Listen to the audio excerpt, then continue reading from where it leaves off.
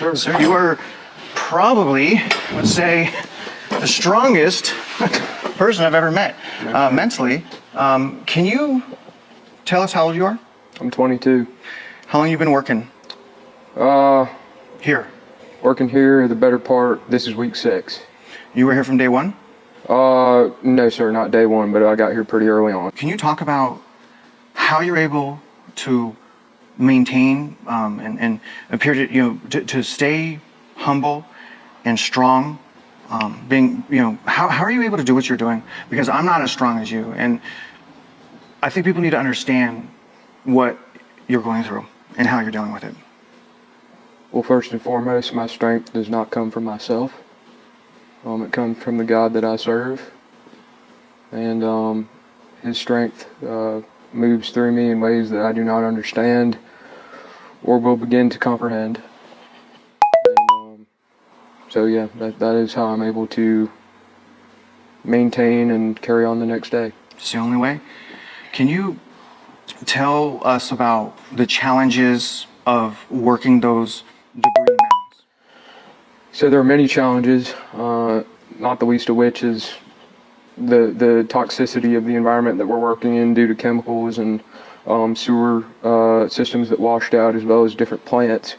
The majority of the challenge lies with the way that these logs and trees are intertwined with one another. They were under such high pressure when this water came through and lodged themselves in such a way that they are, we call it in tree work, we call it loaded logs. You could also call it a widowmaker. It makes it so logs are difficult to cut safely without them splintering in dangerous ways or popping on you in dangerous ways. Not to mention machinery is necessary for about 95% of the work that we're doing. Can you take us through what it was like, maybe the first few days of the recovery?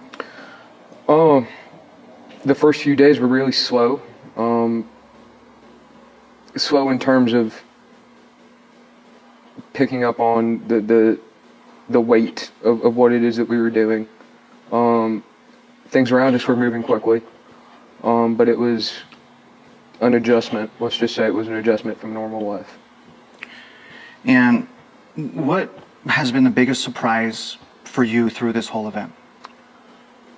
The biggest surprise to me is working with like-minded people, many of whom love the Lord, individuals that care about others more than self, and people that genuinely want to come together and put their nose to the grindstone and get stuff done.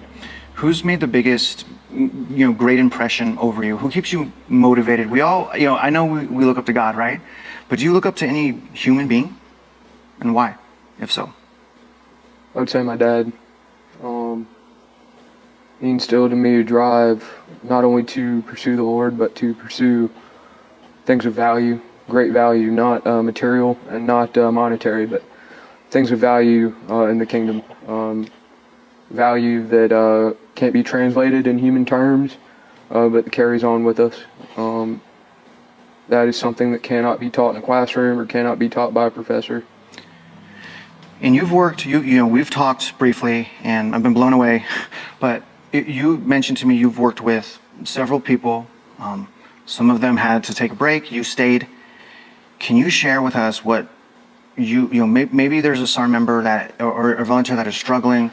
Can you just give them some hope on why they should come back and why it's important for them to carry on? So there are a lot of great people I've worked with here. And don't get me wrong, I've gone home to take breaks too. But there are many great people that I've worked with that are driven and motivated. Life gets in the way, and I understand that. There are things, responsibilities, children, wives, husbands that need attention and care.